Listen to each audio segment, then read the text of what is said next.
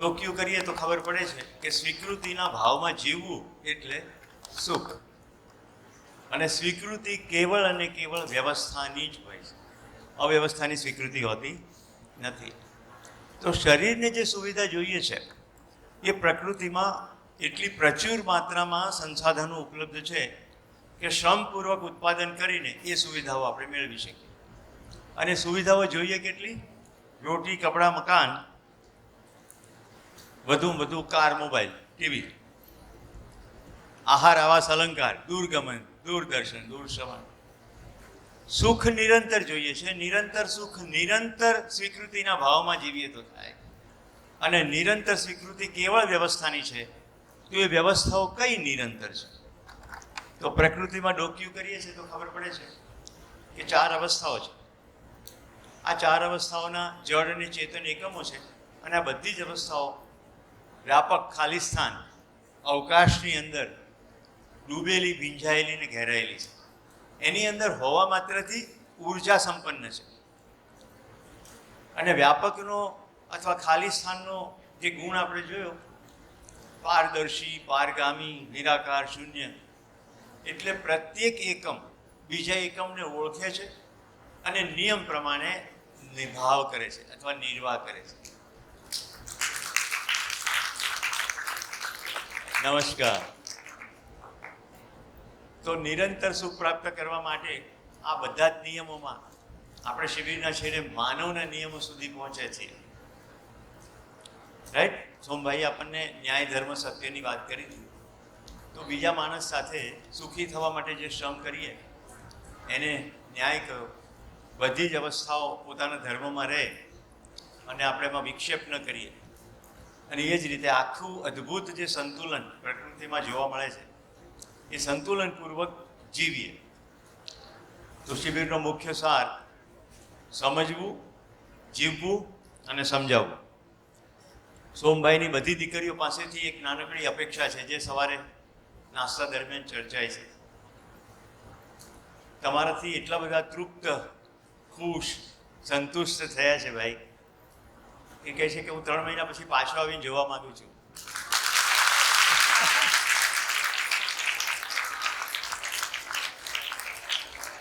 પણ સોમભાઈને આપણે પાછા લાવવા હોય તો આપણે એવું કંઈક જીવીને બતાવવું પડે જે આપણા કેમ્પસમાં, આપણા પરિવારમાં, આપણા શિક્ષક ભાઈ બહેનો વચ્ચે આંખે ઉડીને વળગે. એમ થાય કે હા, અમે જીવન બીજા સમજ્યા, જીવ્યા અને હવે બીજાને સમજાવવાનો પ્રયત્ન કરશું. કેટલીક દીકરીઓ એવું કહેતી હતી કે એ પોતાના ઘરે કહેશે, પોતાના ગામમાં કહેશે. તો મને લાગે છે કે એક આખું ગામ તો અહીંયા જ વસે છે. એક આખું ગામ તો અહીંયા જ વસે છે. અને એવા કેટલાય લોકો છે જે શિબિરમાં આવી શક્યા નથી, તમારા ભાઈઓ બહેનો, રાઈટ? નાના બાળકો પણ નથી આવ્યા. એમની સાથે પણ ચર્ચા કરી શકો. દિલીપભાઈએ ગઈકાલે સમજાવ્યું હતું કે શિબિર પત્યા પછી એવી રીતે વિડીયોને બધું કરશું. પણ તમે જેટલું મચશો એટલું જ સુંદર વાતાવરણ અહીંયા નિર્માણ થશે અને આપણે સોમભાઈને પરાણે ખેંચી લાવીશું. ધન્યવાદ.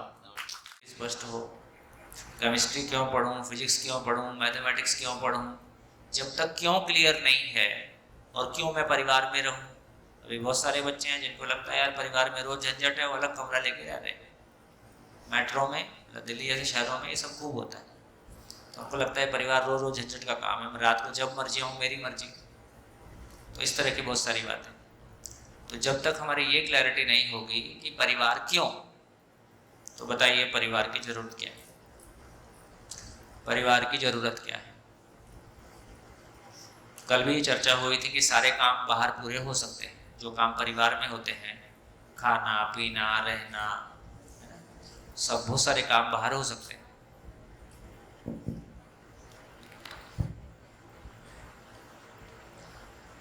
परिवार के बिना संस्कार का संप्रेषण असंभव है.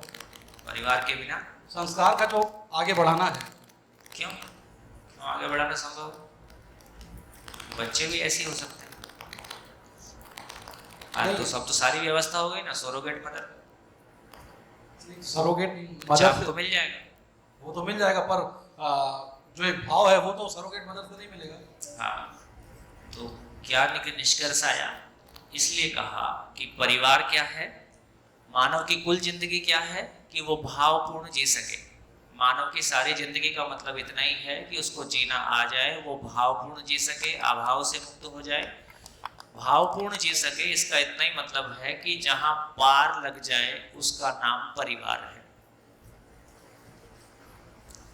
पार लग जाए का मतलब है, परिवार क्या है? परिवार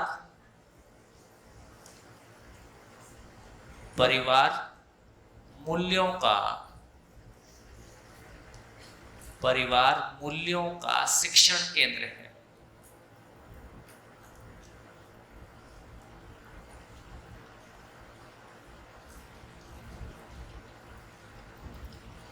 परिवार आचरण का विद्यालय है।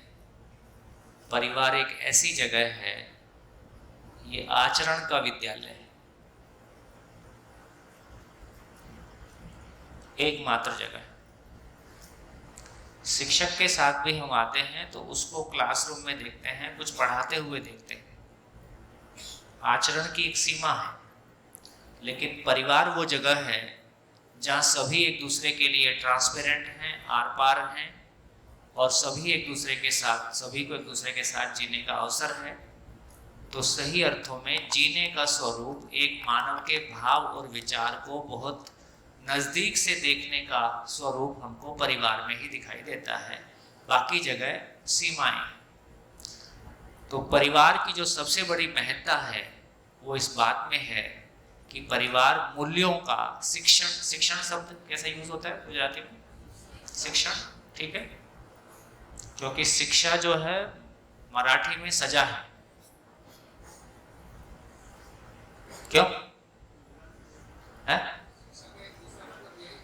सजा है ना? हाँ, सजा है। तो शिक्षण का मतलब शिक्षण का मतलब टीचिंग। इसलिए मैंने ठीक है, शिक्षण है। तो परिवार मूल्यों का शिक्षण केंद्र है। परिवार आचरण का विद्यालय है। परिवार आचरण को पाने की जगह है। फिर आचरण के साथ में मशीन का रिपेयर मेंटेनेंस होता रहता है, शरीर को बनाए रखने की व्यवस्था भी है ही है। तो लेकिन मूल चीज जो है परिवार में वो मूल्यों का शिक्षण केंद्र है। मूल चीज ये है। तो देखो, किसी चीज को समझना है तो हमको पहले ही 3 क्वेश्चन का आंसर होना पड़ेगा कि उसके होने का पर्पस क्या है, परिवार क्यों है, उसको पूरा करने के लिए उसमें संबंध का स्वरूप क्या है, और भौतिक रूप में उसका भौतिक स्वरूप क्या है।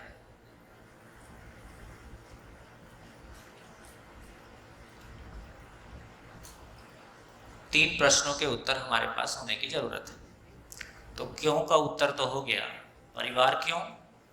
तो परिवार को कहा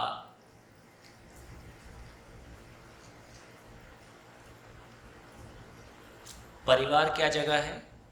समाधान और समृद्धि पूर्वक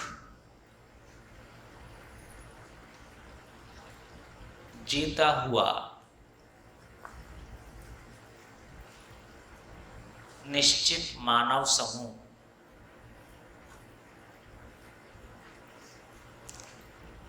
तो ये परिवार का स्वरूप हुआ। समाधान और समृद्धि पूर्वक जीता हुआ, शिकायत मुक्त, अभाव मुक्त जीता हुआ एक निश्चित मानव का समूह है। निश्चित है, उसमें रोज लोग बदल जाते हैं ऐसा नहीं है। तो मेनली ब्लड रिलेशन की बात हो रही है, खून के रिश्तों की बात हो रही है। तो समाधान समृद्धि पूर्वक जीता हुआ एक निश्चित मानव समूह के स्वरूप में हम परिवार को पाते हैं। ऐसा परिवार है तो जो बच्चे उस परिवार में पैदा होंगे उनको शिकायत मुक्त, अभाव मुक्त जीते हुए लोग दिखाई देंगे। तो उनको ऐसा जीने की प्रेरणा आएगी। जैसा हमने पहले भी कहा है, अभी बच्चों में इंजीनियर डॉक्टर बनने की प्रेरणा आती है, पैसा कमाने की प्रेरणा आती है, पर मानव होने की प्रेरणा क्यों नहीं आती?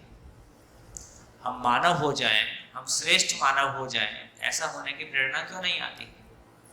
क्योंकि ऐसी प्रेरणा के साथ माँ बाप भी जीते हुए दिखाई नहीं देते हैं। जैसा माँ बाप और आसपास का वातावरण जीता हुआ दिखाई देता है, वैसी ही प्रेरणाएं बच्चे स्वीकार लेते हैं। तो इससे हमारी क्लैरिटी बनी कि परिवार जीने की हमारी क्लैरिटी नहीं है तो सारा कैसे।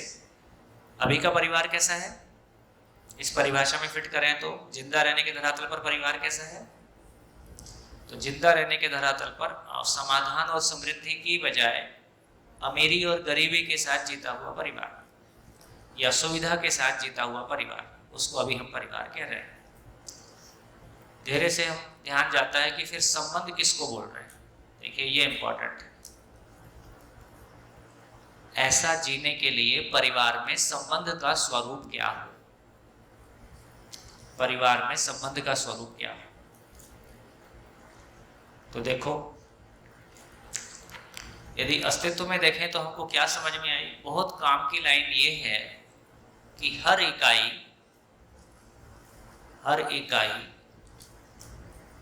स्वयं में व्यवस्था है और समग्र व्यवस्था में भागीदार है। समग्र व्यवस्था में जो भागीदारी है ये ही उसका आचरण है।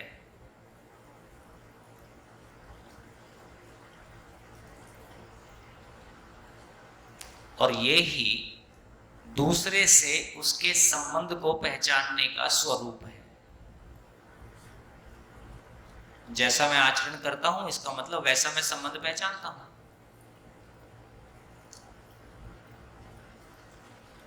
एग्जाम्पल लेके चर्चा करते हैं। जैसे हमारे शरीर में किडनी है, किडनी शरीर में है, पता है? किडनी को गुजराती में क्या बोलते हैं? किडनी। अच्छा, हिंदी में क्या बोलते हैं?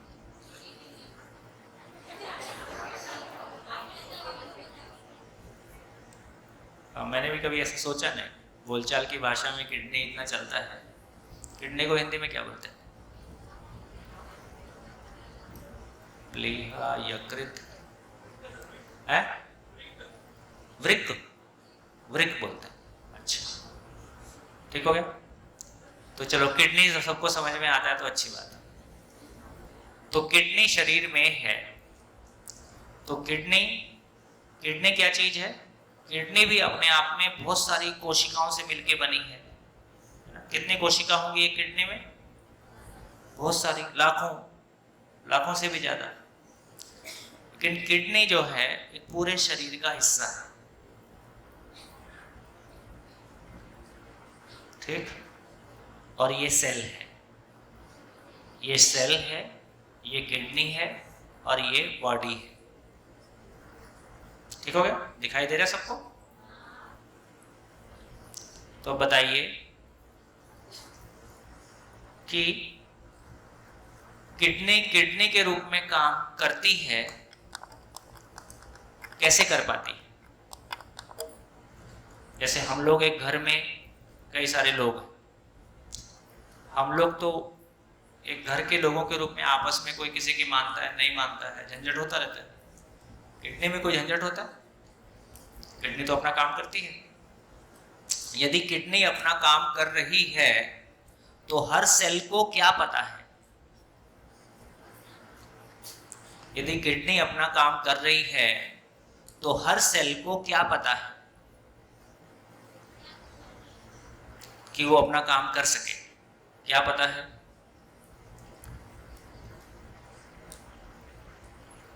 हाँ जी, माइक से बोलो, बोलो। हर सेल को क्या पता है? नहीं, मेरा क्वेश्चन है, हाँ। अभी आपने बोला कि किडनी काम करती है, किडनी फेल भी तो होती है ना? अभी जितने लोग यहाँ बैठे हैं इनमें से कितने की फेल हुई है? एक भी नहीं शायद। फिर अब काम करती है, फेल होती है, हमारी आपकी गलती से होती है। जेनेटिक्स में कुछ ऐसा आया है, हमारी जीवन शैली में कुछ ऐसा है, हमारे खान पान में कुछ ऐसा है, अभी उसको छोड़ देते हैं। ज्यादा लोग की किडनी फेल होती है कि ज्यादा लोग की किडनी काम करती है? काम करती है। काम करती है। तो प्रकृति में वो काम करने के लिए है। जो भी झंझट हुआ है हमने उसको समझा नहीं है और कुछ गलत इंटरफेयर किया है, काम करती है। हाँ जी, किडनी यदि ठीक से काम करती है तो हर सेल को क्या पता है?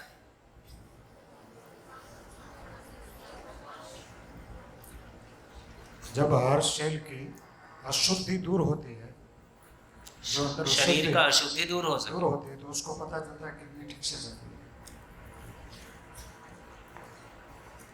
पहुंचा? तो हर सेल को पता है, हर सेल को पता है कि शरीर की अशुद्धि दूर होनी है, उसके लिए मुझको काम करना है।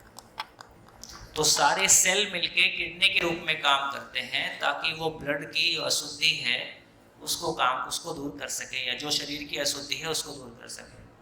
तो सेल को क्या पता है? सेल को बड़ी व्यवस्था का पता है ताकि वो मिलके अपना काम कर सके। इसका मतलब एक इकाई को यदि परफॉर्म करना है तो उसको क्या पता होगा? उसको बड़ी व्यवस्था का पता होगा, तो मिलके वो अपने काम को परफॉर्म कर सकते हैं। उसी तरह से हम दूसरा एग्जांपल ले लेते हैं।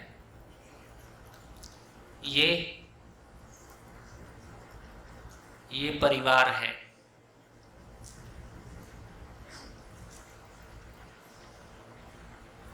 ये समाज है और ये व्यक्ति है।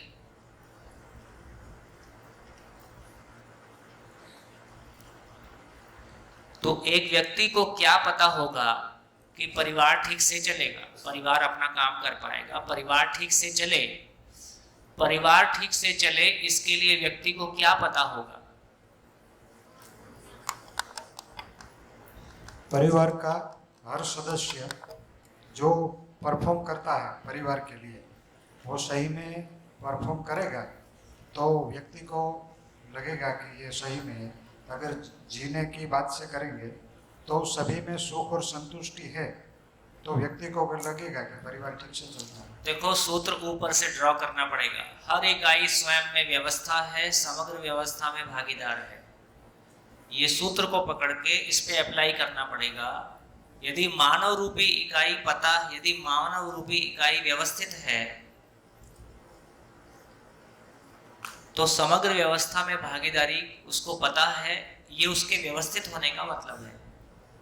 मेरा भाव और विचार यदि व्यवस्थित है, इसका मतलब है संसार क्या है, मैं क्या हूं, करना क्या है, ये मुझको पता है। इसका अर्थ ये हुआ, एक मानव परिवार के रूप में अपनी भागीदारी कैसे कर पाएगा? तो ये समझना होगा कि परिवार की भागीदारी क्या है, परिवार क्या करेगा, परिवार की भागीदारी क्या है, परिवार क्यों? माइक लो। परिवार की भागीदारी ये है कि वो समाज में जो बड़ी व्यवस्था है उसे टिका पाए। गुड। परिवार की भागीदारी ये है कि समाज भय से मुक्त हो जाए। तो एक व्यक्ति को जब तक समाज भय से मुक्त कैसे होता है ये नहीं पता होगा तो परिवार में भी भागीदार नहीं हो सकता है। तो इसका मतलब है इस व्यक्ति की भागीदारी, इस व्यक्ति की सारी भागीदारी कहाँ जाएगी? परिवार में। परिवार की भागीदारी कहाँ जाएगी? समाज में। जब समाज बोल रहे हैं तो पूरी धरती एक साथ, गुजराती समाज नहीं बोल रहे। विस्तार हमारा इतना होता है। जीते हम छोटे में हैं, इसके लिए जो सूत्र है वो बोलते हैं feel universal, think global, act local. हमारी फील करने की कैपेसिटी कितनी है? अस्तित्व सह अस्तित्व है। तो फील करना पूरे यूनिवर्स को, फील यूनिवर्सल, थिंक ग्लोबल। हम सोच कितना सकते हैं? इस पृथ्वी के बारे अधिकतम, अभी इस पृथ्वी के बारे, मानव रूप में हम पृथ्वी के बारे सोच सकते हैं। कर कितना सकते हैं? सशरीर। यदि हम यहाँ वालूकड़ में बैठे हैं और यहाँ एक व्यवस्था में लगे हैं तो हम गांव के स्तर पे जी रहे हैं। हर व्यक्ति अपने आसपास ऐसा ही जिएगा बस। तो feel universal, think global, act local. जीना कहाँ होगा? जीना तो लोकल में होगा, जीना तो जहां है उन लोगों के साथ में होगा। तो फील यूनिवर्सल को बोला सत्य, वो सत्य को सत्य को उद्घाटित करना है। थिंक ग्लोबल इसका नाम धर्म है, एक्ट लोकल इसका नाम न्याय है। तो न्याय धर्म सत्य की हमने चर्चा की है। एक मानव को यदि भाव और विचार की स्थिरता आएगी तो उसका प्रमाण क्या होगा? लोकल में जहाँ जिएगा अपने लोगों के साथ, मिट्टी के साथ, पानी के साथ, हवा के साथ, उसके साथ प्रकृति में संतुलन होगा, मानव में उभय तृप्ति होगा। सोचेगा कितना? पूरी धरती पे व्यवस्था हो, सब कुछ ठीक चले, विचार में इतना चलेगा, उसमें से करेगा इतना। क्योंकि सूत्र क्या है? सूत्र है जो जितना चाह पाता है, जान पाता है, उससे कम चाह पाता है, उससे कम कर पाता है, उससे कम भोग पाता है, जो शेष है वो प्रारब्ध है। सूत्र ऐसा। ये सब बुक्स में जाओगे तो सब मिलेगा। जितना अभी शिविर में चर्चा कर रहे हैं ये ऊपर का छिलका है, छिलका है ना। जब बुक्स की गहराई में जाओगे तो फिर बहुत कुछ मिलेगा सोचने के लिए, समझने के लिए, जीने के लिए, है ना। कल्पनाशीलता में अक्षय ताकत है, तो उस अक्षय का पेट भरने के लिए पूरा अस्तित्व ही हमारी जरूरत है, अस्तित्व को समझना ही हमारी जरूरत है। तो इससे हमारा ध्यान इस बात पे चला गया कि एक मानव यदि स्वयं में व्यवस्था है, एक मानव यदि स्वयं में एक व्यवस्था है तो उसका भागीदारी क्या होगा? तो एक मानव का भागीदारी फील करने के लेवल पे यूनिवर्स होगा, सोचने के लेवल पे धरती होगा, और जीने के लेवल पे उसका सामाजिक परिवेश होगा, उसकी स्थानीय परिस्थितियां होंगी। तो इतना एक मानव का फैलाव होगा। तो एक मानव को क्या पता है तब वो परिवार में अपनी भागीदारी पूरी कर पाए। तो एक मानव को पता है, एक मानव को पता है कि अस्तित्व सह अस्तित्व है, पूरा आ गया, उसमें से हमारी धरती पे सब कुछ ठीक चले इसके लिए उसका विचार। आज अफगान में कुछ हो रहा है तो उसकी न्यूज़ पे हमारा ध्यान बना रहता है कि नहीं, है ना। उससे विश्व को क्या खतरा है, हमारे देश को क्या खतरा है, कैसे सब कुछ ठीक होगा, है ना। इसका मतलब है कि केवल एक देश के बारे सोचने से काम चल रहा है कि पूरे विश्व के बारे सोचने से काम चल रहा है। और आज जो कुछ हमारे साथ घट रहा है वो कोई हमारे लोकल गांव में घट रहा है कि पूरे विश्व का प्रभाव हमारे गांव पे पड़ता है। जो भी फैशन आता है, जो भी आर्थिक तंत्र है, जो भी सामाजिक तंत्र है, जो भी राजनीतिक तंत्र है, उस सब का प्रभाव सभी पे पड़ता है। इससे हमको ये समझ में आता है कि एक व्यक्ति कब परिवार में सफल होगा? जब उसको पूरा समझ उसकी पूरी होगी, विचार उसका कम से कम पूरी धरती पे फैलेगा अपने, और करने के रूप में अपने परिवार में क्या करूं कि मेरे समाज भय से मुक्त हो जाए, इस रूप में वो जिएगा। ये बात ध्यान में आई? ये बात अब अभी यदि इतना देखें तो अभी कैसा जी रहे हम? अभी हमारा जीना कैसा है? जब जिंदा रहने की बात कर रहे हैं तो हमारा जीना कैसा है? अभी कैसा जी रहे? स्वयं को शरीर मान रहे, और किसका शोषण करके पैसा आ जाएगा या ना भी शोषण करके पैसा आ जाएगा और अपना घर चल जाएगा, है ना। तो इसमें समाज भी नहीं है, इसमें परिवार का भाव संबंध भी नहीं है। तो ये हमारी क्लैरिटी बनी कि एक मानव यदि अपने आप में एक परिवार में जीना चाहता है तो परिवार की भूमिका क्या होगी, उस भूमिका की समझ होने से वो परिवार में जीता है और परिवार साथ साथ समाज में जीता है। इसका मतलब है, जैसा कि हमने पहले भी चर्चा किया है, कि समाज मेरे घर का आंगन है। मेरा बच्चा पढ़ने जाएगा तो कहाँ पढ़ने जाएगा, खेलेगा तो कहाँ खेलेगा, शादी होगी तो कहाँ होगी, सामान आएगा तो कहाँ से आएगा, सांस लूंगा तो कहाँ से लूंगा। तो इससे पता चलता है मेरे घर की सीमा बहुत छोटी है। मेरा घर सही मायने में किसका घर है? मेरा घर सही मायने में देखा जाए तो शरीर का घर है, जीवन का घर क्या मेरे घर की सीमा तक रुकता है?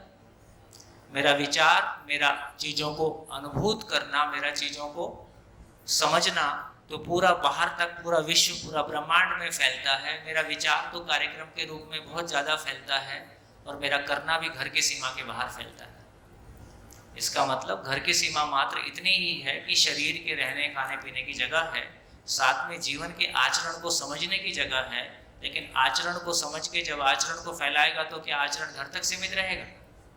आचरण तो बाहर जाएगा। इससे ये जो हमारी कठोर सीमाएं बनी हुई हैं, मैं, मेरी पत्नी और मेरे बच्चे, ये हमारे दुख का कारण है। मैं, मेरी पत्नी और मेरे बच्चे तक मामला, मैं, मेरी पत्नी मतलब मैं शरीर, मेरी पत्नी का शरीर और मेरे बच्चे का शरीर, अभी इतना ही मतलब।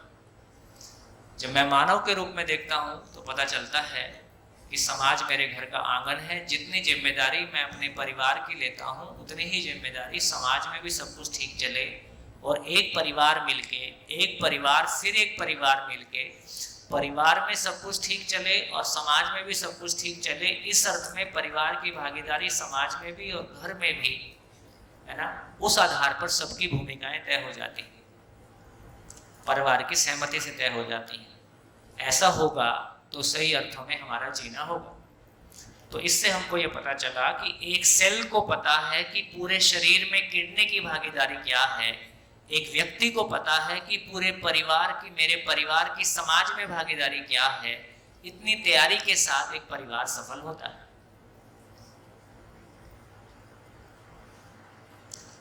अब आप लोग का एग्जाम्पल ले लेते हैं। अब ये परिवार की जगह में विद्यालय रख लेते हैं।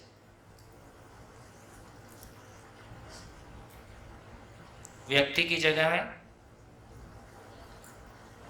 छात्र और शिक्षक रख लेते हैं। तो बड़ा सर्किल अब क्या होगा? बड़ा सर्किल क्या होगा? तो एक छात्र का जीवन कैसे सफल होगा? छात्र का जीवन कैसे सफल होगा? छात्र का जीवन कैसे सफल होगा? बोलो, माइक से बोलो। फिर से रिपीट कर देता हूं। एक सेल को पता है कि किडनी की भूमिका शरीर के साथ क्या है, तो सारे सेल मिलके किडनी के रूप में काम कर पाए। एक व्यक्ति को पता है कि मेरे परिवार की भूमिका समाज के साथ क्या है, पर्यावरण के साथ क्या है, तो सारे व्यक्ति मिलके परिवार के रूप में सफल हो पाए और परिवार अपने में सफल हो पाया। तो एक छात्र की भूमिका, एक छात्र की भूमिका विद्यालय के रूप में सफल हो जाए तो क्या बोलेंगे?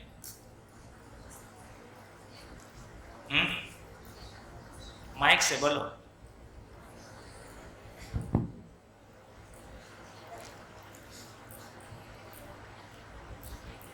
शिक्षा, शिक्षा, शिक्षा, व्यवस्था, है?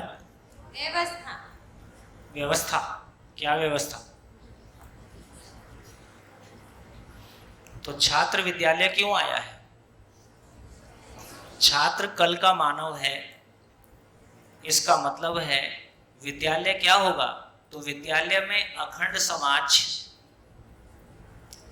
समाज भय से मुक्त। बेसिकली विद्यालय में जिसको मानव लक्ष्य बोल रहे थे, मानव लक्ष्य क्या था? मानव में समाधान हो जाए, परिवार में समाधान समृद्धि हो जाए, समाज भय से मुक्त हो जाए, प्रकृति में संतुलन हो जाए। तो मानव लक्ष्य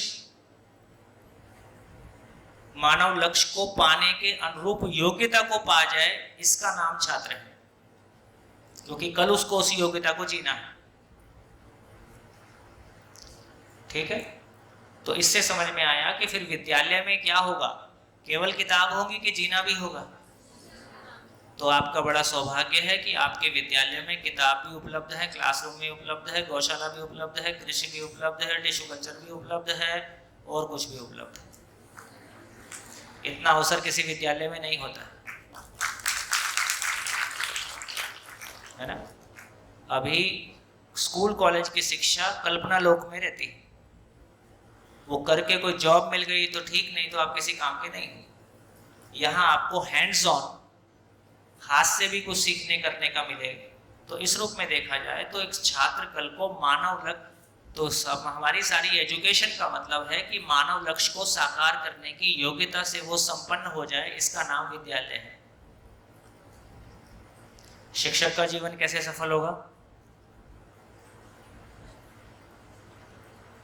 शिक्षक का जीवन कैसे सफल होगा?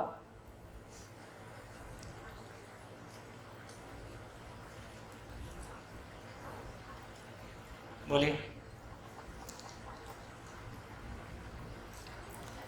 वो सारी आपने जो बताई मानव लक्ष्य की जो शिक्षा देगा वही, है ना। तो शिक्षक का जीवन इससे सफल होगा कि वो मानव लक्ष्य के साथ जीता है और मानव लक्ष्य दूसरों को कन्वे कर सकता है, तो शिक्षक का जीवन सफल हो गया। ताकि वो बच्चा कल अपने परिवार और समाज के रूप में सफल हो जाए।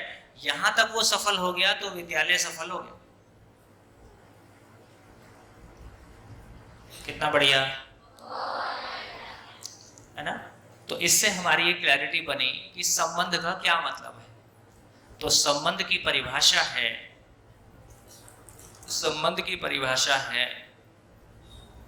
पूर्णता के अर्थ में जो अनुबंध है उसका नाम संबंध है। हम क्यों एक घर में साथ साथ हैं, हम क्यों एक संस्था में साथ साथ हैं? ताकि हम अपनी पूर्णता को पा जाएं, अधूरेपन से मुक्ति हो जाए। पूर्णता क्या चीज है? पूर्णता है विश्वास की पूर्णता। विश्वास पूर्ण हो जाए। विश्वास पूर्ण होने का मतलब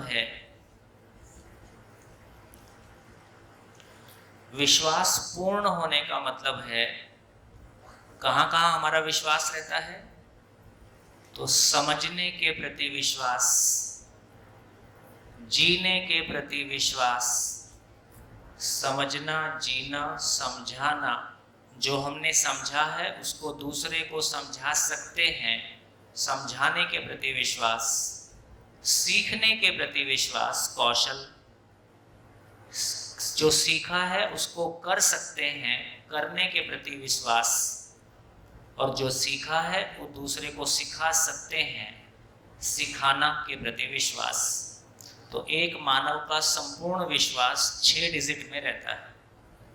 समझना, जीना, समझाना, सीखना, करना, सिखाना। समझना, जीना, समझाना किसकी जरूरत है? समझना, जीना, समझाना जीवन तृप्ति के लिए है। और सीखना, करना, समझाना शरीर तृप्ति, उसके साथ समृद्धि को पाने के लिए है।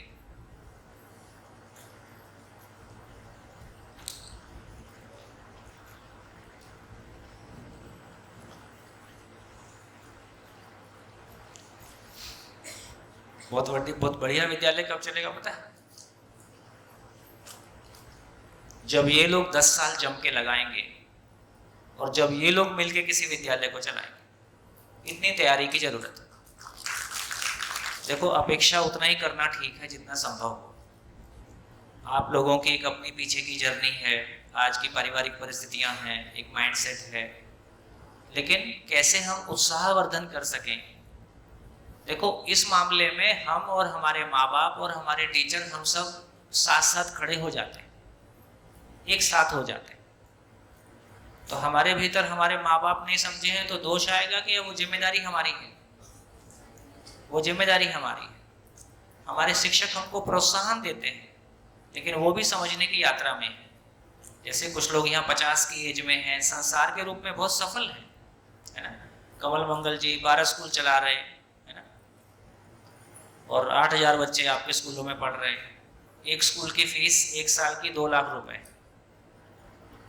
ऐसा भी स्कूल है, ठीक है। 2 लाख रुपए 1 साल की फीस। इतना सब कुछ करके ये यहाँ क्यों बैठे, है ना। तो इसका मतलब ये हुआ कि जो सांसारिक उपलब्धि थी अधिकतम, वो सब पाने के बावजूद भी जीवन तृप्ति तो शेष है। तो जीवन तृप्ति की यात्रा में अब हम सब साथ साथ हैं। तो इसका मतलब किसी के ऊपर दोषारोपण करने की स्थिति नहीं है। इनकी तो उम्र इतनी है। उम्र किसकी है? उम्र जीवन की है कि उम्र शरीर की है? उम्र तो शरीर की है। जीवन की उम्र कितनी है? जीवन की तो उम्र होती नहीं। और समझ जीवन में होती है कि शरीर में होती है? जीवन में होती है। इसलिए समझ का जीवन से भी लेन देन, उम्र का उम्र से लेन देन नहीं है। तो बहुत एक मानसिक संतुलन की जरूरत है। जब ना हम ओवर इवेल्युएशन में जाएं, हमको 4 भाषा बोलनी आ गई तो हम ज्ञानी हो गए, ऐसा नहीं है। इस सभा में जो लोग बोलते हैं उनको समझ में आ रहा है और जो लोग नहीं बोलते हैं उनको समझ में नहीं आ रहा है, ऐसा नहीं है। कई बार बिल्कुल उल्टा होता है। जो लोग बोलते हैं उनको बोलना आता है, मैं नहीं कह रहा हूं कि उनको समझना नहीं आता है, लेकिन जो लोग नहीं बोलते हैं इसका ये मतलब नहीं है कि वो समझ नहीं रहे। मैंने इन बहुत सारे सालों में अलग अलग तरह की घटनाएं देखी। कुछ लोगों की बॉडी लैंग्वेज में वो बहुत खुश दिखाई देते हैं और कुछ लोगों की बॉडी लैंग्वेज में थोड़े गंभीर दिखाई देते हैं। जब अंदर जाके देखा तो पता चला जो बहुत खुश दिखने की कोशिश दिख रहा है वो अंदर से उदास भी है, ऐसा भी दिखाई दिया।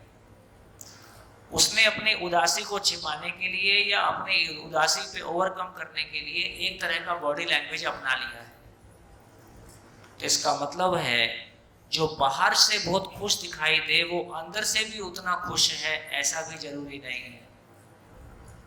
जो लोग बाहर से थोड़ा गंभीर दिखाई दे वो अंदर से बहुत उदास है, ऐसा भी नहीं है। तो जब आदमी की अंदर की परतें खुलती हैं, भीतर की सारी स्थितियां खुलती हैं, तो मैं सिर्फ ये कहना चाहता हूं कि शरीर की उम्र कम या अधिक हो सकती है, तो समझने के मामले में, जीने की समझ के मामले में अब हम सब एक साथ चलेंगे, एक दूसरे का सम्मान करते हुए चलेंगे। इस बात को प्रस्तुत करते हुए मैं भी अपने आप को विद्यार्थी ही मानता हूँ, पूरा समझ गया ऐसा नहीं मानता हूँ, और ये सच्चाई भी है।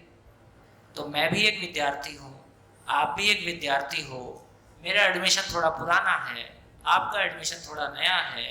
सीनियर विद्यार्थी जूनियर विद्यार्थी के लिए सहयोगी हो ही सकता है। कितना सम्मानजनक है ना? तो इसका अर्थ ये हुआ, यदि यहाँ से हम यात्रा शुरू करते हैं तो इस बात को ठीक से अपने आप में पहचाने में और अपने परिवार के रूप में व्यवस्थित होने में एक समय लगता है। वो समय 5 साल हो सकता है ना? बोलने में ज़्यादा समय नहीं लगता, 1 साल में सबको बोलना आ जाता है। लेकिन मेरी दिनचर्या, मेरा भाव और विचार उसके अनुरूप कितना हुआ, इसमें थोड़ा समय लगता है। तो इसलिए मैं कह रहा था कि जब आप कल इस बात को, अभी आपके सामने 10 साल पड़ा है ना? आपकी शादियां होंगी, आपका व्यवसाय सेट होगा, किसी दूसरे घर में जाओगे, वहाँ चीज़ें सेट होंगी, साथ साथ अपनी समझ पे काम करोगे। अभी रायपुर में हमारा एक परिवार है, राठौड़ फैमिली है, CS राठौड़ नाम है। दोनों पति पत्नी IIT से M.Tech किए हैं, सिविल इंजीनियरिंग वगैरह में, और उनकी कंपनी रही जिसमें कि करीब 105 लोगों का स्टाफ था, कंस्ट्रक्शन की कंपनी। किसी संयोग से शिविर में आना हुआ।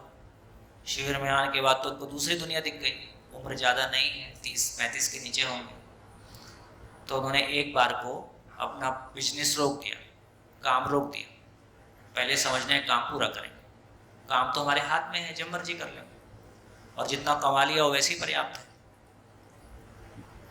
तो उन्होंने 6 महीने का अध्ययन शिविर किए, 6 महीने का अध्ययन किया। 6 महीने का अध्ययन करके समझ में आया कि इससे कम में हम अपने परिवारों को नहीं बचा सकते। तो उसके बाद अपना पैसा खर्चा करके अपने ससुराल पक्ष, अपने मामा पक्ष, अपना चाचा पक्ष, जितने हो सकते थे सबके ऊपर अपना पैसा खर्च कर करके शिविर के लिए, तुम जाओ, हमने तुम्हारा रजिस्ट्रेशन कर दिया है।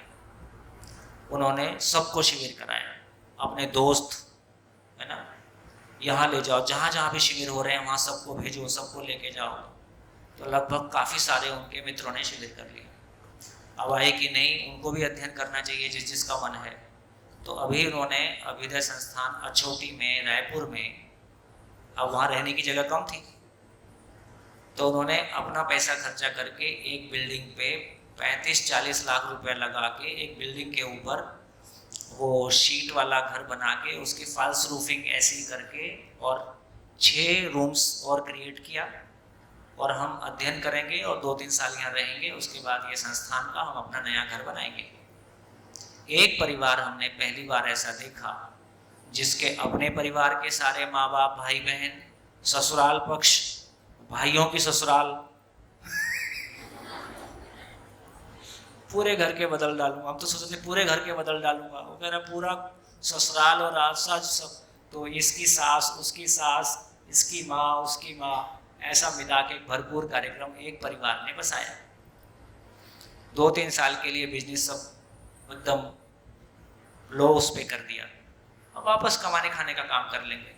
एक बार अपनी आवश्यकताएं समझ में आ गई, जीवन में जीने की प्रायोरिटी समझ में आ गई, जैसा अभी भाई ने कहा कि भावपूर्ण हो, वस्तु थोड़ी कम भी रह जाएगी चलेगा, एक बार ये हमारी प्रायोरिटी पे आ गया तो आज मैं कहता हूँ कि 2-3 साल में उस परिवार का खुशबू देखने के लायक है। उस परिवार का हमारा भी, हमको भी ऐसे लोगों को, ऐसे परिवारों को देख के उत्साह होता है कि ऐसा भी हो सकता है। क्योंकि अपने शिविर करना एक अलग बात है, अपने परिवार के लोगों को शिविर में लाना एक कम आसान काम नहीं है। चाहे मेरी पत्नी है, चाहे मेरा भाई है, चाहे मेरे पिता है, लेकिन किसी का पुण्य ऐसा भी निकला कि वो अपने पूरे परिवार को, अपने पूरे ससुराल को, भाई की ससुराल को, बहन की ससुराल को, सबको शामिल कर पाया, ऐसा भी है। तो धीरे से जो मैं आशा की किरण आप सब में देखता हूँ, यदि अब से हमारा मन बनता है तो इसको ठीक से अपने में मजबूत करके, समझ से, परिवार से, समृद्धि से 10 साल का सफर है। 10 साल का धैर्य रखें। 10 साल के बाद फिर अपनी चमक देखना, हमारे विश्वास की चमक कैसी है, हमारे परिवार की चमक कैसी है, हमारे परिवार में समृद्धि का स्वरूप कैसा है। यदि अपने परिवार में हम भर जाते हैं तो भरा हुआ छलकता है, रुकेगा ही नहीं, वो कुछ ना कुछ करेगा ही। तो इस उम्र की सबसे बड़ी खूबसूरती है कि अभी आपके पास 10 साल है ना। आज जब भाई जी आ रहे हैं तो इनके पास दूसरी तरह का एक्सपीरियंस है, समाज में इनका प्रभाव है। यदि ये बात इनको ठीक लगती है तो कई सारे लोगों को, कई सारी संस्थाओं को उनका ध्यानाकर्षण इसमें कर सकते हैं। लेकिन अब हम लोग हल चलाएंगे, ऐसी अब हमारी स्थिति नहीं, आवश्यकता भी नहीं। लेकिन आप लोग समृद्धि को प्रमाणित करोगे, हम लोग वातावरण बनाएंगे, है ना। और जब तक आप लोग मजबूत होगे, आपको एक सजा सजाया वातावरण मिलेगा, चलो इसमें उड़ान भरी जाए। कैसा लग रहा है? कितने लोगों को उत्साह आ रहा है कि हाँ कुछ कर सकते हैं? गुड। क्योंकि मानसिक यात्रा कोई 1-2 साल, 6 महीने की यात्रा नहीं होती, ये थोड़ा लंबा समय लेती है। चलिए कहाँ पहुंचे? देखो अब देखो कि हमारी शिक्षण संस्था कितने प्लस में है और रूटीन में कैसा है। यदि बाकी शिक्षण संस्थाओं को देखें तो वहाँ इनमें से क्या क्या होता है। जो सामान्य स्कूल चलते हैं, प्राइवेट पब्लिक, उसमें क्या क्या होता है? समझना होता है, समझने का काम होता है, क्यों जीना है, कैसे जीना है, नहीं होता है। समझना नहीं होता तो जीना होता है, नहीं होता है। समझाना होता है, नहीं होता है। सीखना होता है, सीखना भी ऐसा कुछ सीखना नहीं होता है जिससे मैं अपना घर चला लूँ। मैथमेटिक्स सीखना होता है, भाषा को सीखना होता है, पर मैथमेटिक्स और भाषा को सीखना मेरे लिए टूल्स हैं, लेकिन मैं ऐसा कुछ नहीं सीख पाता जिससे कॉलेज से निकल के मैं अपना घर चला पाऊँ। तो सीखना भी ठीक से नहीं है, करना तो होता ही नहीं है, सिखाना तो होता ही नहीं है। कितना सा पार्ट होता है, कमल मंगल जी देख लो कितना पार्ट होता है। इतनी मेहनत, इतना पुरुषार्थ, इतनी फीस, इतनी ताकत लगने के बाद मानव की जिंदगी को सामने रखते हैं तो कितना होता है? मात्र इतना होता है कि सीखने की जगह में हम कुछ मैथमेटिक्स, इंग्लिश, सूचनाएं ऐसा कुछ ले पाए, ऐसा कुछ नहीं ले पाए जिससे हम अपना घर चला पाए, घर चलाने का कॉन्फिडेंस आ जाए। आपके लिए क्या क्या उपलब्ध है? आपके लिए क्या क्या उपलब्ध है? आपके लिए सब पहले से भी देखो, इस तरह की शिक्षण संस्थाएं जो किसी वैचारिक आधार पर चलती हैं। नानू भाई ने जब ये शुरू किया होगा, थोड़ा ना शुरू किया होगा मेरे को पैसा कमाना है इसलिए संस्था खोलनी, ऐसा नहीं शुरू किया। तो इस संस्था का मोटिव ही पैसा कमाना नहीं था। इस संस्था का मोटिव ही किन्हीं मूल्यों को, किन्हीं आदर्शों को, किन्हीं श्रेष्ठ चीज़ों को अपने सिस्टम में लाना था। तो उस आधार पर, आस्था के आधार पर, मान्यता के आधार पर हम जो कुछ भी कर पाए हैं। कमल मंगल जी बहुत सारे स्कूल चलाते हैं। इन बच्चों की बॉडी लैंग्वेज और इनके बात करने का तरीका और रूटीन में जो स्कूल चलते हैं उसमें अंतर आपको दिखाई दे रहा है कि एक शिष्टता इनमें दिखाई दे रही है ना। तो इसका मतलब है कि आपके पीछे से भी कोई पृष्ठभूमि चली आ रही है और ये सुखद संयोग है कि ऐसी बात भी अपने को मिल गई। तो हमारे यहाँ समझने का काम भी हो सकता है, जीने का काम भी हो सकता है, क्योंकि उसके लिए वातावरण है। ये वातावरण कम नहीं है कि सभी बेटियां अपने शिक्षकों को भाई संबोधित करती हैं और सभी शिक्षक अपनी बेटियों को या अपनी बहन उसको बहन संबोधित करते हैं। ये वातावरण भी कहाँ से लाओगे? ये कम बातें नहीं है बेटा। तो कोई भी चीज़ जब हो जाती है ना, बहुत आसान लगती है।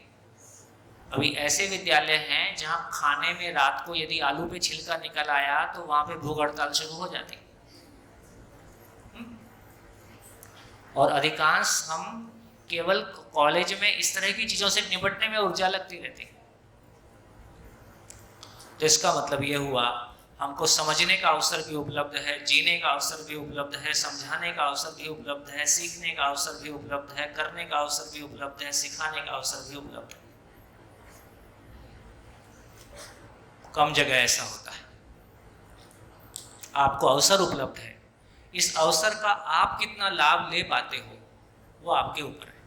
अवसर उपलब्ध है। तो इस रूप में हमने देखा, यदि मैं अभी मेरे विश्वास में कमी आएगी तो कहाँ आती है?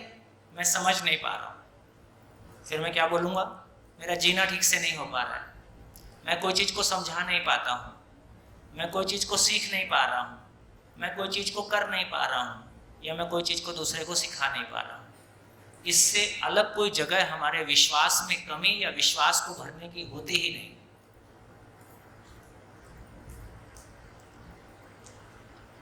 बढ़िया।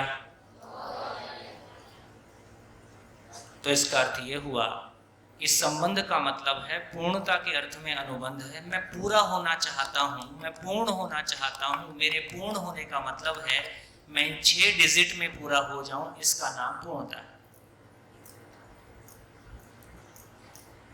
इसका अर्थ ये हुआ। तो अब ये समझ में आया कि मानव मानव की परस्परता में, मानव मानव की परस्परता में 7 संबंध हैं और उन 7 संबंध में 9 स्थापित मूल्य हैं।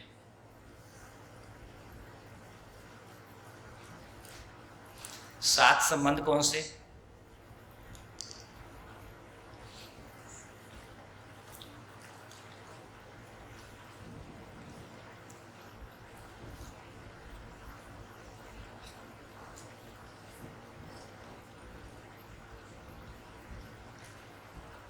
देखें, एक संबंध है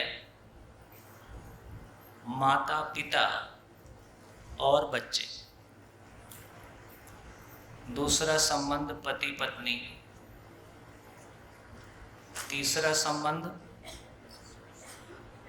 भाई बहन, चौथा संबंध मित्र मित्र, पांचवा संबंध नौकर मालिक।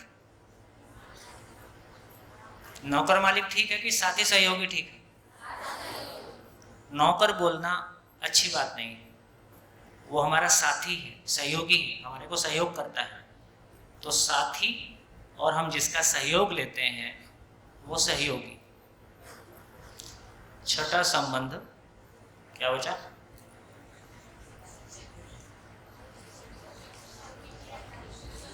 माता पिता, पति पत्नी, भाई बहन, गुरु शिष्य।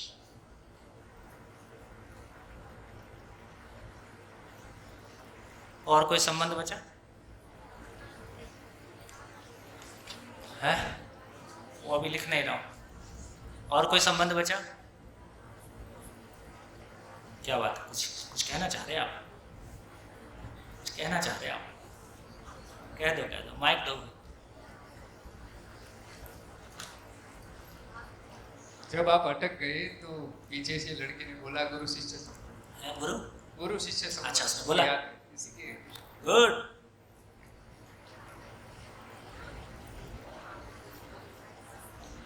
उत्पादक और उपभोक्ता। है?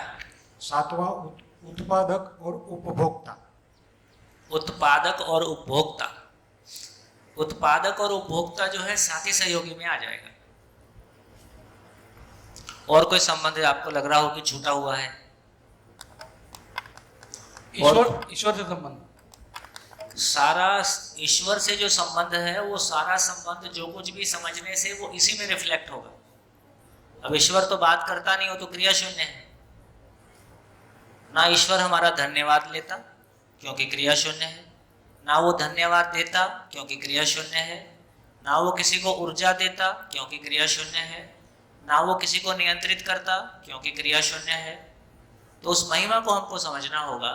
ईश्वर स्वयं में क्रिया शून्य है, उसमें होने मात्र से इकाइयां ऊर्जित हैं, वो किसी को ऊर्जा देता नहीं। उसमें होने मात्र से इकाइयां नियंत्रित हैं, वो किसी को नियंत्रित करता नहीं। उसमें होने मात्र से सृष्टि है, वो सृष्टि बनाता नहीं। उसमें होने मात्र से सब कुछ चलता है, उससे कोई पैदा नहीं हुआ, उसमें सब कुछ है। ये क्लैरिटी हमारी कल आई। वो किसी पे शासन करता नहीं क्योंकि क्रिया शून्य है। उसमें होने मात्र से इकाइयां स्वानुशासित हैं, स्वनियंत्रित हैं। एक ऐसी महिमा, वही महिमा को हमको अपने में धारण करना है। तो हमको दूसरे को नियंत्रित करना है, दूसरे को चलाना है, दूसरे पे शासन करना है। अब पता चला सारा काम ही खत्म हो गया। क्या करना है? मुझको स्वनियंत्रित होना है, मुझको स्वानुशासित होना है, मुझको चलना है, मुझको उपयोगी होना है, मुझको खुश होना है। मैं ही होना चाहता हूँ कि सभी होना चाहते हैं? हो के तो देखो। एक बार हम हो गए, दूसरा पूछता ही है यार तुम कैसे हो गए, मैं भी होना चाहता हूँ। पूछेगा, उसको बता दें। हाँ बेटा। सहयोगी साथी संबंध, हाँ, लिख तो दिया। तो साथी सहयोगी संबंध एक ही तो है वो। अच्छा, डायरी निकाल ली?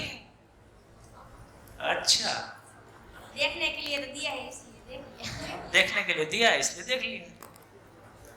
दिखाओ तो क्या है।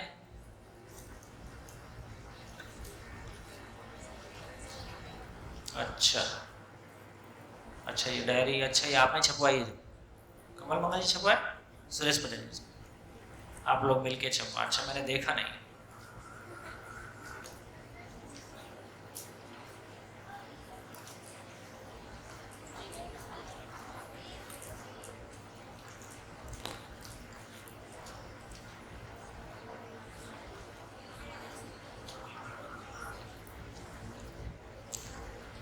हाँ जी, हाँ बेटा बोलो। शरीर और भाव है? शरीर और भाव शरीर और भाव, क्या संबंध की बात कर रहा हूं। तो जब माता पिता और बच्चे की बात कर रहे हैं, उसमें शरीर और भाव दोनों आ ही गए। सभी संबंध में शरीर और भाव तो आएगा ही। संबंध के जो नाम है, हाँ जी। ये सर अभी जो धीरे धीरे अस्तित्व में आया है, ये लिव इन रिलेशनशिप किस में आएगा? लिव इन रिलेशनशिप तो उसको समझेंगे। अभी सब चीज को समझना होगा, चाहे गेज है, लेस्बियंस है, लिव इन रिलेशनशिप है, बहुत सारी चीजें नई आ गई है। क्या सही है, क्या गलत है, क्या उचित है, क्या अनुचित है, इसका हमारे पास कोई आधार नहीं है अभी। तो उसके आधार भी हमारे पास आ जाए तो हम उस पर सोच पाए। अभी देखो, फाइनली आप कुछ भी करते हो सुख की तलाश में करते हो, इसमें तो कोई झंझट नहीं है। सुखी हो जाए हम यही चाहते हैं। कुछ भी करके हम और दुखी हुए और परेशान हुए ऐसा तो हम नहीं चाहते हैं। इसलिए फिर हमको एक एक चीज को समझना होगा कि वो कहाँ से आ गया, उसका अस्तित्व में कोई जगह है कि नहीं जगह है। जैसे हम बोलते हैं माई लाइफ माई रूल्स, ये मेरे रूल के लिए कोई जगह है नहीं एग्जिस्टेंस में। आप नियम का विरोध ही दुख है। यदि नेचर के किसी नियम के हम अनुरूप हो जाते हैं, इसका नाम सुख है। नेचर के किसी नियम के हम विरोध में खड़े होंगे, इसका नाम दुख है। माई रूल्स जैसा कुछ होता नहीं है। हाँ, माई रूल्स में ये हो सकता है कि आपके उठने का टाइम 4 बजे हो, 5 बजे हो, इतनी गुंजाइश है। आप सफ़ेद पैंट पहने कि काली पैंट पहने, ये अपनी गुंजाइश है। लेकिन जो नेचर का नियम है उसमें तो आप कुछ नहीं कर सकते। तो हमको ये समझना होगा कि मैं मेरे दायरे वाली चीज़ों की बात कर रहा हूँ कि मैं नेचर के नियम भी बदल लूँगा, मैं ऐसी बात कर रहा हूँ। तो वो क्लैरिटी हमारी बनेगी तो हमारे को एक स्पष्टता आ जाएगी कि हाँ ऐसा हो सकता है। और कुछ? प्रेरणा देने वाला और प्रेरित होने वाला। हाँ, प्रेरणा देने वाला, प्रेरित होने वाला, गुरु शिष्य भी हैं, मित्र मित्र भी हैं। सभी संबंधों में प्रेरणा देना और लेना, सभी संबंधों में प्रेरणा पाना और देना। भाई बहन भी एक दूसरे के लिए हो सकते हैं, गुरु शिष्य भी हो सकते हैं, माता पिता भी हो सकते हैं, और मैं स्वयं भी स्वयं के लिए हो सकता हूँ। स्वयं प्रेरणा देने वाला हूँ, स्वयं ही लेने वाला हूँ। और कुछ? संतान का माता पिता के साथ संबंध। आ गया, माता पिता और बच्चे सबसे पहले लिखा है, ठीक है। तो इसका मतलब ये हुआ, देखो फिर से बोला, ये सारी चीजें असफल हो गई हमारी सारी कामनाओं के बावजूद। ये सारे संबंध सफल दिखाई देते हैं कि असफल दिखाई देते हैं? और अगले 20 साल बाद ये और सफल होने वाले हैं कि और अधिक असफल होने वाले हैं? ठीक है। क्यों असफल हो गए? क्योंकि इसमें करना क्या है वो निश्चित नहीं हो पा रहा। करना क्या है तो मूल में गए तो पता चला कि हर मानव स्वयं में व्यवस्था है। तो हर मानव स्वयं में व्यवस्था है, तो व्यवस्था और समग्र व्यवस्था संबंध, जब तक ये क्लैरिटी नहीं है, ये एक संबंध है जिसको हमने नहीं पहचाना। क्या मतलब? हर एक मानव स्वयं में व्यवस्था है और समग्र व्यवस्था में भागीदार है। क्या मतलब? मेरे सुखी होने के लिए संसार क्या है, मैं क्या हूं, करना क्या है, ये समझना मेरी जरूरत है कि नहीं है? यदि मैं ये समझा हूं तो बेसिकली शादी क्या चीज है? शादी दो लोग मिलकर घोषणा करते हैं कि हम अपनी पूर्णता को प्रमाणित करने के लिए योग्य हैं, हम जीना समझ पाए हैं, आने वाली पीढ़ी को जिंदगी दे सकते हैं। इस बात की घोषणा का नाम शादी है। ये जब इस बात की घोषणा करते हैं तो बच्चों के लिए क्या उपलब्ध है? बच्चों के लिए उपलब्ध हो गया कि कैसे एक माता पिता के रूप में दो व्यक्ति स्वयं में व्यवस्थित हैं, स्वानुशासित हैं, स्वनियंत्रित हैं, और उनके व्यक्तित्व का फैलाव समग्र व्यवस्था के रूप में ना समाज भय से मुक्त हो जाए। समग्र व्यवस्था का मतलब समाज भय से मुक्त हो जाए और चारों अवस्थाओं में संतुलन हो, ऐसा उनका जाता है। उसको ध्यान में रखते हुए अपने बच्चे को क्या देगा? यही तो देगा, है ना? तो एक माता पिता अपने बच्चे को समझ के रूप में क्या देगा? जीने की समझ देगा। जीने की समझ का मतलब है समाज भय से मुक्त हो जाए और प्रकृति में संतुलन हो जाए। इसका अर्थ है एक माँ बाप अपने बच्चे को क्या देगा? एक पति पत्नी मिलकर आपस में क्या बात करेंगे? कल हमने मुठिया खाया था, मुठिया। तो मुठिया पे कितना देर चर्चा हो सकती है? 10 मिनट, 1 घंटा, आधा घंटा। अब 24 घंटे तो मेरा विचार चलता है। 24 घंटे मेरा विचार चलता है। क्या 24 घंटे मुठिया पे चर्चा हो सकती है? नहीं हो सकती। 24 घंटे मेरे भीतर जो विचार चलता है वो इस बात पे विचार हो सकता है, लगातार मैं अपने बारे में सोच सकता हूँ कि मैं कैसे अपनी पूर्णता को पाऊँ, मैं कैसे अधूरेपन से मुक्त हूँ, मेरा परिवार कैसे अधूरेपन से मुक्त हो, ये समाज कैसे अधूरेपन से मुक्त हो, इसके लिए क्या किया जाए। तो इसका अर्थ ये हुआ, फिर पति पत्नी आपस में क्या बातचीत करेंगे? परिवार में रहेंगे तो शरीर के बारे में भी सोचेंगे, खाने पीने की बात भी करेंगे, अपने घर की व्यवस्था की बात भी करेंगे। लेकिन ये सारी बात किस बात के लिए है? कि ये अपनी पूर्णता को प्रमाणित कर पाए। ये इस बारे में विचार करेंगे, इस बारे में सोचेंगे, चर्चा करेंगे, अपना काम करेंगे। फिर भाई बहन आपस में क्या करेंगे? भाई बहन आपस में क्या करेंगे? तो माँ बाप ने दोनों को बुलाया, देखो तुम दोनों भाई बहन हो, लड़ना नहीं है। और भाई बहन को समझ में आ गया लड़ा जा सकता है, पहले पता नहीं था।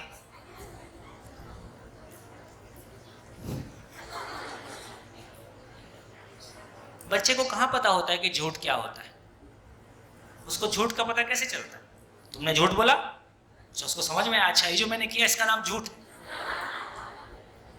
उसने तो जान बचाई थी, वो तो मार खाना नहीं चाहता था, अपमानित होना नहीं चाहता था। उसको नहीं पता इसको झूठ बोलते, उसको नहीं पता इसको गाली बोलते। छोटे बच्चे के सामने यदि परिवार में गाली दे के बात करते हैं तो छोटे बच्चा भी गाली दे के बात करने लगता है। उसको थोड़ी पता है इसका नाम गाली होता है, इसको नहीं करना है। तो इससे पता चलता है कि बच्चा हमारे व्यवहार का आईना है। तो भाई बहन आपस में क्या बात करेंगे? तो माता पिता से भाई को भी जीने की समझ मिल रही है, जिंदा रहने की समझ भी मिल रही है। माता पिता से बहन को भी जीने और जिंदा रहने की समझ मिल रही है। दोनों मिलके जिंदा रहने जीने में एक दूसरे को सहयोग देंगे कि लड़ेंगे? सहयोग देंगे। मित्र मित्र आपस में क्या करेंगे? आओ जुगली जुगली खेलें, है ना? मित्र भी किसी का बेटा है, दूसरा मित्र भी किसी का बेटा है। आपस में मिलके जो भाई बहन करेंगे वही मित्र मित्र करेंगे, एक दूसरे को सहयोग देंगे। साथी सहयोगी आपस में क्या करेंगे? साथी सहयोगी संबंध व्यवसाय के अर्थ में है। तो बेसिकली दूसरों के जिंदा रहने के अर्थ में, है ना, दूसरों के जिंदा रहने के अर्थ में हम उत्पादन मिलके उत्पादन कैसे करें, उत्पादन को दूसरों तक कैसे पहुंचाएं, इस पर चर्चा करेंगे। और गुरु शिष्य क्या करेंगे? है ना? गुरु वो व्यक्ति है जिसको जिंदा रहना जीना दोनों की समझ है। शिष्य वो व्यक्ति है जो दोनों की समझ पाना चाहता है, दोनों की समझ पाएगा। तो मूल में क्या हुआ? मूल में क्या हुआ?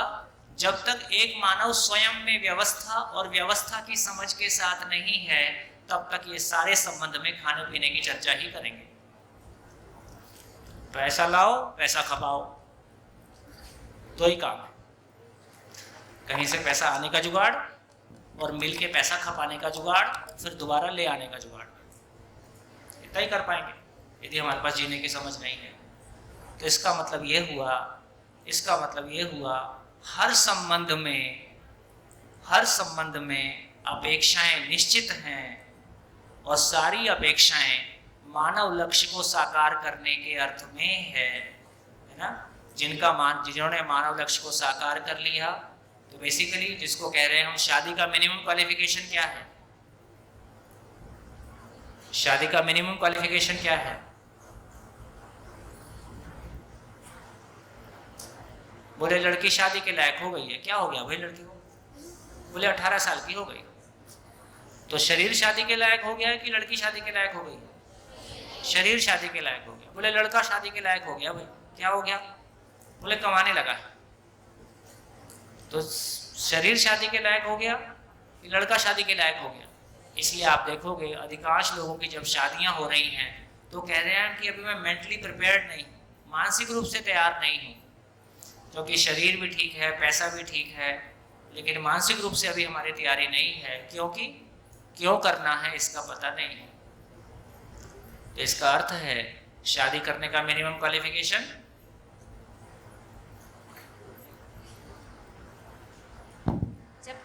जब तक हमें हमारी जवाबदारी का पता नहीं चलेगा, जब तक हमें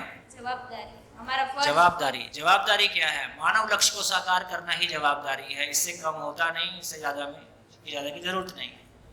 तो मानव लक्ष्य का मतलब है, कौन बताएगा मानव लक्ष्य? कौन बताएगा?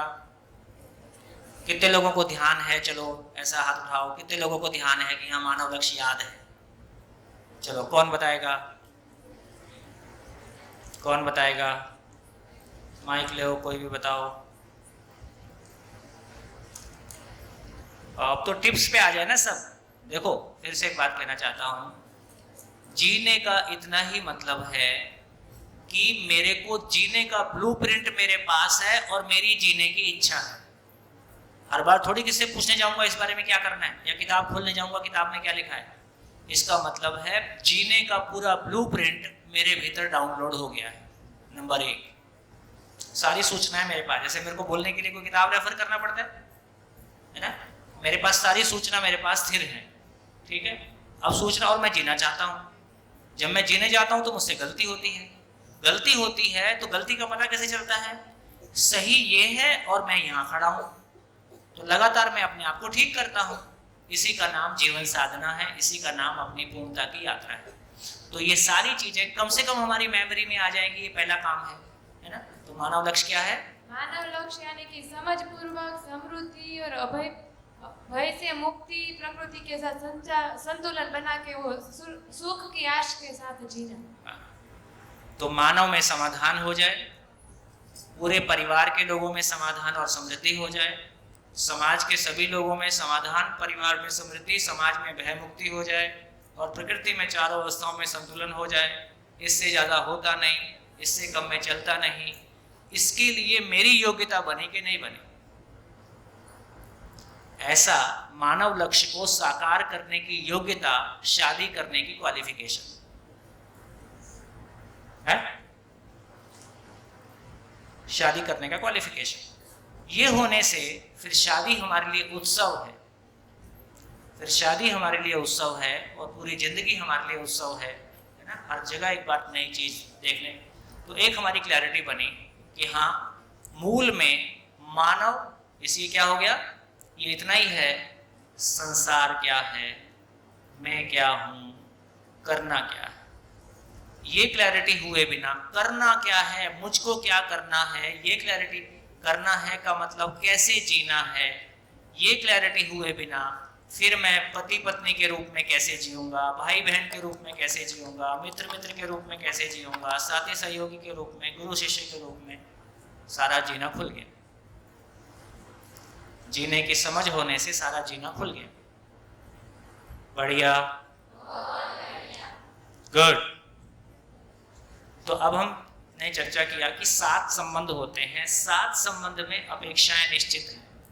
तो 9 में से सबसे पहला विश्वास,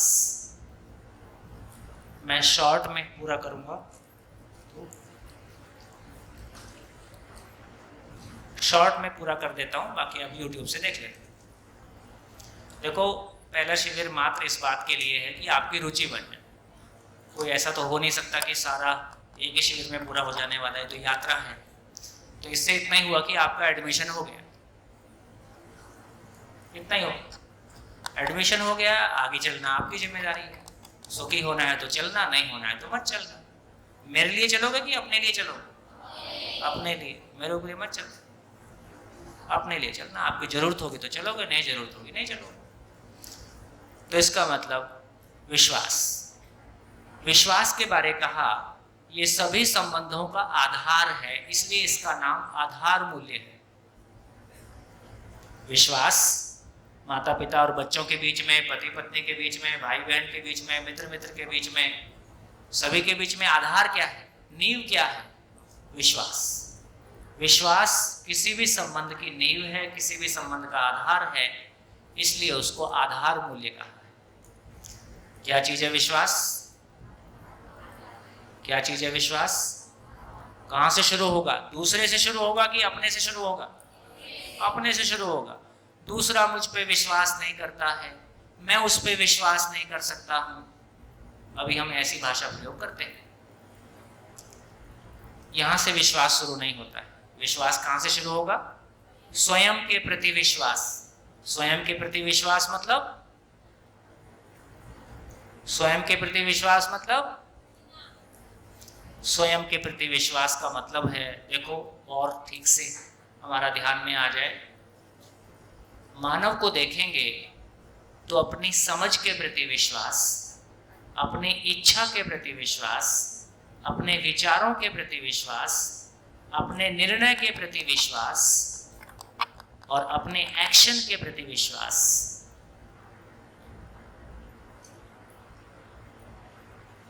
यह है विश्वास का फैलाव। मेरी समझ के प्रति विश्वास कि मैं ठीक समझ रहा हूं, मेरी इच्छा के प्रति विश्वास कि मेरी इच्छाएं सही हैं, अपने विचारों के प्रति विश्वास कि मेरे विचार ठीक हैं, अपने निर्णय के प्रति विश्वास कि जो मैंने किया है ये ठीक है, और अपने व्यवहार और कार्य के प्रति विश्वास कि मैं जैसा जी रहा हूं ये उचित है। यदि ऐसा होगा तो रिजल्ट क्या होगा?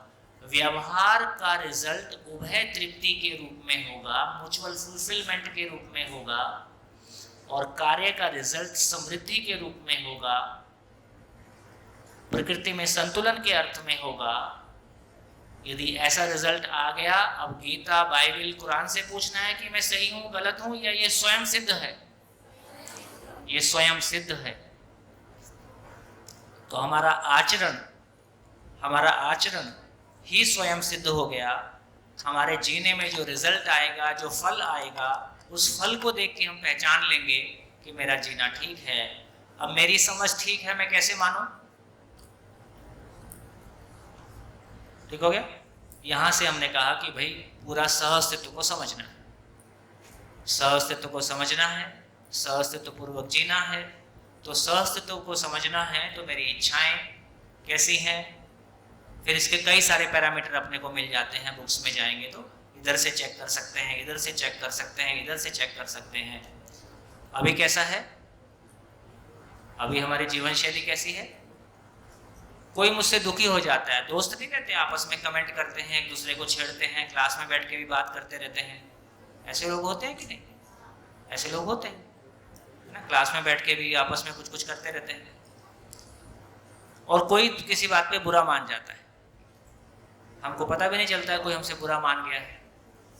तो अभी क्या स्थिति है, हमसे व्यवहार में गलती होती है, गलती होने के बाद भी हमको पता नहीं चलता है कि मुझसे कोई गलती हुई है। सामने वाला रोने गाने लगता है, तब पता चलता है अच्छा मेरा तो भाव ऐसा नहीं था, मैं तो ऐसा कहना नहीं चाहता था, हम तो इतने पुराने दोस्त हैं, है ना। फिर हम ऐसी बहुत सारी बातें करते हैं। इसका मतलब है जब हमसे कोई व्यवहार में गलती होती है, उसको बोलने का निर्णय पहले हुआ होगा, उसके लिए विचार पहले चला होगा, उसके मूल में कोई इच्छा होगी, उसके मूल में कोई मान्यता होगी।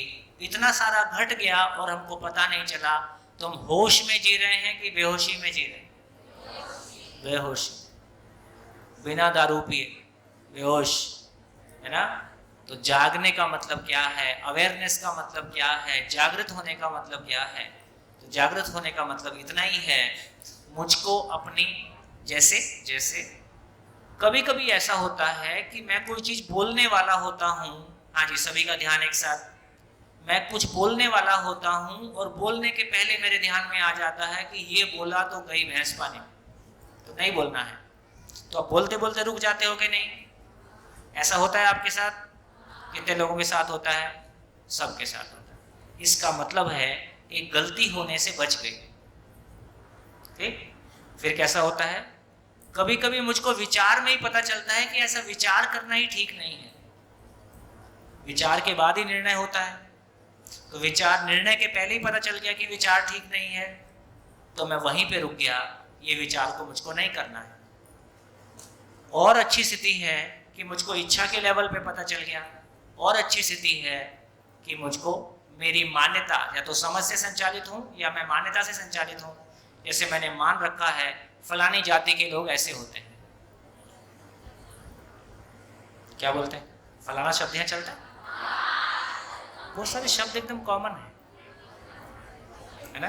फलानी जाति के लोग ऐसे होते हैं, फलाने धर्म के लोग ऐसे होते हैं, फलाने देश के लोग ऐसे होते हैं, ठीक है।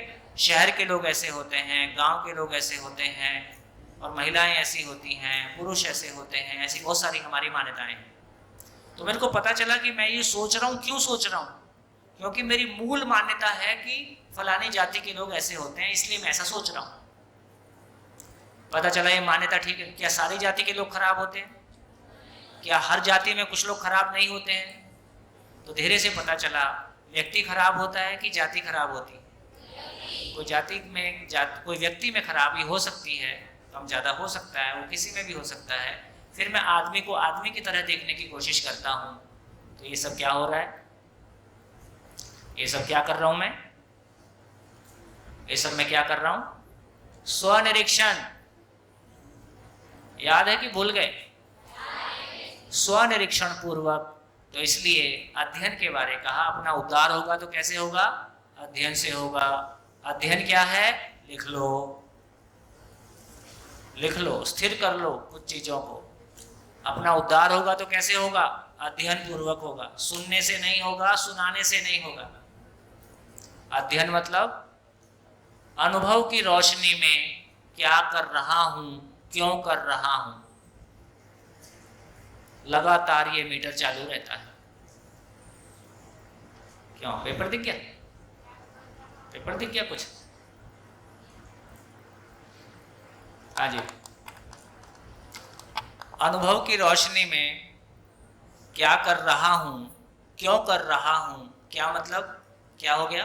अनुभव की रोशनी मतलब, अनुभव की रोशनी मतलब आदरणीय नागराज जी के रूप में एक व्यक्ति जिनके माध्यम से अस्तित्व उद्घाटित हो गया है, उसके सारे रहस्य खुल गए हैं, तो वो जो रोशनी हमको मिली है उस रोशनी में मैं क्या कर रहा हूं, क्यों कर रहा हूं, इस बात पे मेरा ध्यान बना रहता है। तो क्या पता चलता है? ये स्वनिरीक्षण मैं कर रहा हूं, हर क्षण स्वनिरीक्षण पूर्वक जीना।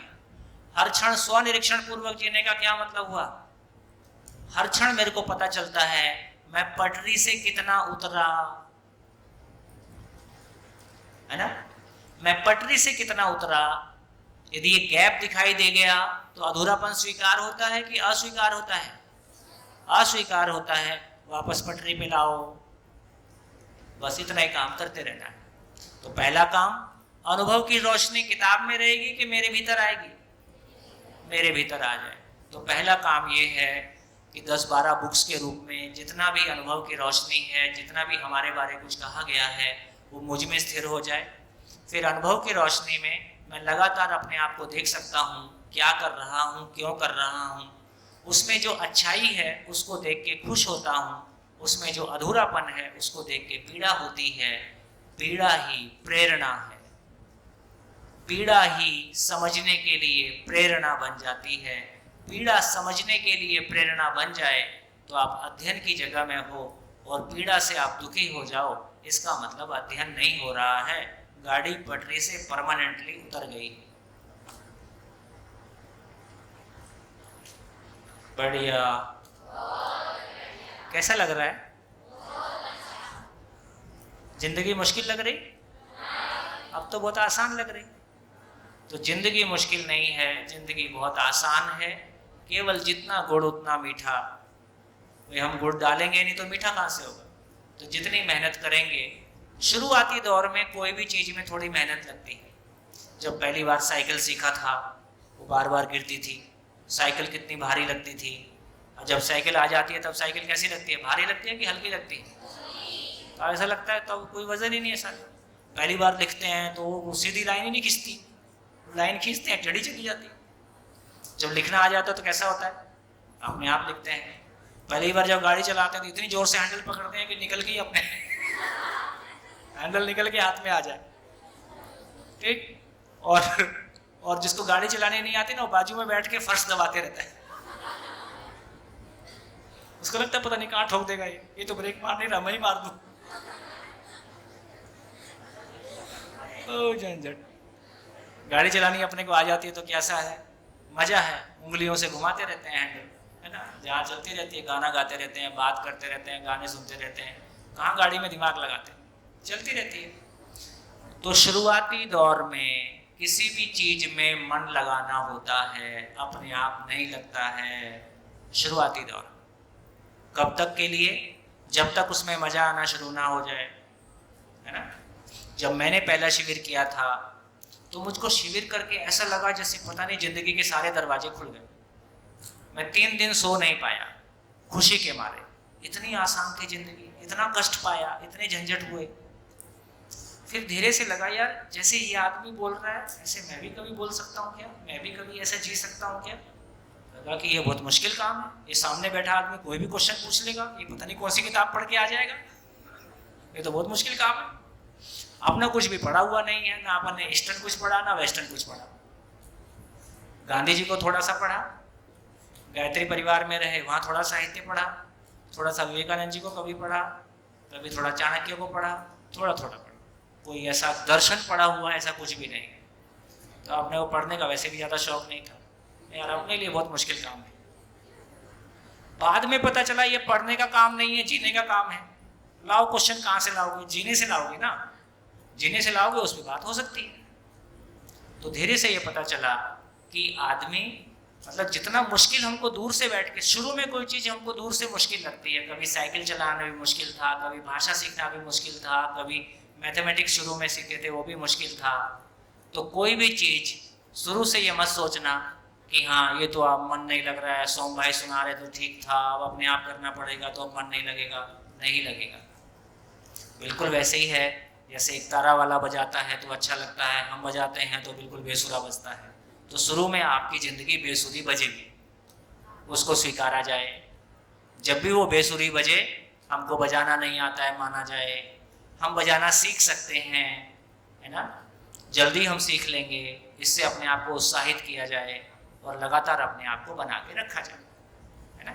मात्र 1 साल ठीक से लगाओगे तो आपको वो कॉन्फिडेंस आ जाएगा, जब जिंदगी बहुत आराम से आगे बढ़ सकती है। बढ़िया।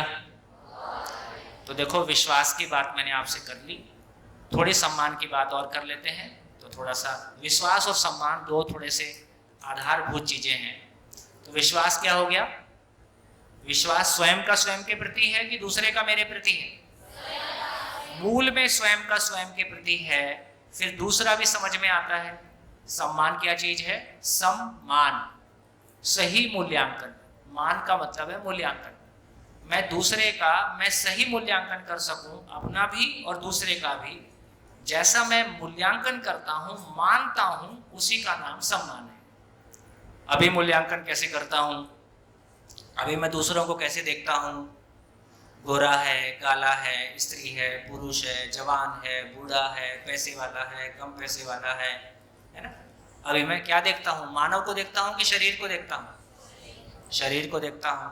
शरीर में कम ज्यादा होगा ही, ईर्ष्या द्वेष होगा ही, हीनता अहंकार होगा ही, ये सब झंझट चलेगा ही। अब कैसे देखूं? मानव रूप में दूसरे को कैसे देखूं? कैसे देखूं? मानव में शरीर मूल चीज है कि जीवन मूल चीज है? मानव की मूलभूत आवश्यकता क्या है? मानव की मूलभूत आवश्यकता क्या है? रोटी, कपड़ा और मकान।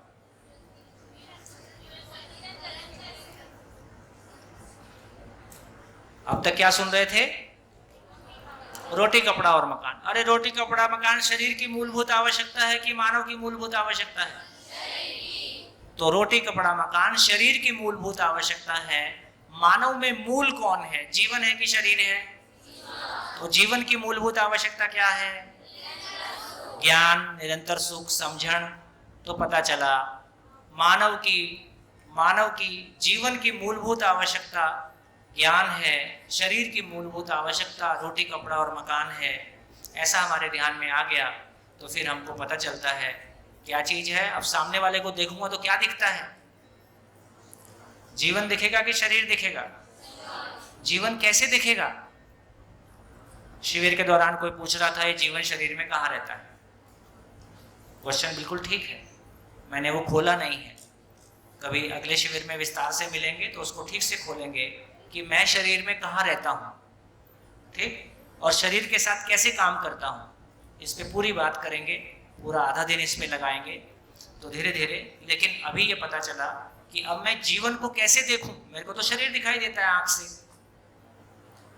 तो दूसरे मानव को देख के क्या दिखाई देता है? शरीर के अलावा कुछ और दिखाई देगा कि नहीं देगा? क्या दिखाई देगा? मेरे ही जैसा है। क्या मतलब? जैसे मैं सुखी होना चाहता हूं वैसे ये भी सुखी होना चाहता है, और ये समाधान से ही सुखी होगा, रोटी, कपड़ा, मकान से सुखी नहीं होगा। ऐसा दूसरे के बारे में हमको पता चलता ही है। तो देखो, जो शुरू में बात कही थी और पुराने लोगों ने भी उसको अपने तरीके से कहा। अब मैं दूसरे को देखता हूं तो मेरे को हर दूसरे में देखने से समझ में आता है मानव है तो जीवन है कि नहीं है, और जीवन है तो सुखी होना चाहता है कि नहीं है, जीवन है तो अक्षय बल शक्ति है कि नहीं है, लेकिन योग्यता, पात्रता, क्षमता के रूप में अलग अलग है कि नहीं है। लेकिन एक दिन पूरा हो जाएगा कि नहीं होगा? एक दिन हम में से हर एक व्यक्ति उस महापुरुषाई को पाएगा ही, उस महापुरुष के रूप में अपने आप को देखेगा ही, अपना सर्वोच्च विकास के रूप में अपने आप को देखेगा ही। टाइम कितना लगेगा ये नहीं पता है, क्योंकि जीवन है, हर जीवन रूप में समान है। हर जीवन में वो पूरे अस्तित्व को समझने की संभावना है। एक दिन समझेगा ही। ऐसा देखते हैं तो कैसा दिखता है फिर मानव? फिर मानव छोटा दिखाई देता है कि बहुत बड़ा दिखाई देता है? उसका सम्मान करने का मन करता है कि उसको छोटा मानने का मन करता है? फिर हम हर दूसरे का सम्मान कर ही पाते हैं। इसलिए समानता ही सम्मान है, समानता ही सम्मान है। जब भी दूसरे मानव को हम अपने ही जैसा देखते हैं, उसको भी स्वीकार होता है, हमको भी स्वीकार होता है ना। इस रूप में हम दूसरे मानव को समानता के रूप में देख सकते हैं, है ना, सही अर्थों में देख सकते हैं। जैसे जैसे और खुलेगा, कब क्या हो गया, अब क्या हो गया। अभी तक दृष्टि कैसी थी हमारी, शरीर सापेक्ष, अब दृष्टि कैसी होगी। हो सकता है समझ के मामले में जितने लोगों ने आप में से शिविर के दौरान बहुत खुल के बोला, जिन्होंने नहीं भी बोला, लेकिन आपके भीतर ये इतनी सारी चीजों को समझने की ताकत थी, ये आपको पता था। इतनी सारी चीजों को समझ के आप भी हर चीज को समझ सकते हो, ऐसा आपने सोचा था। तो अपने बारे में हमको ही नहीं पता, दूसरे को हमारे बारे में कहाँ इतना पता हो, है ना। बढ़िया, धन्यवाद, नमस्कार।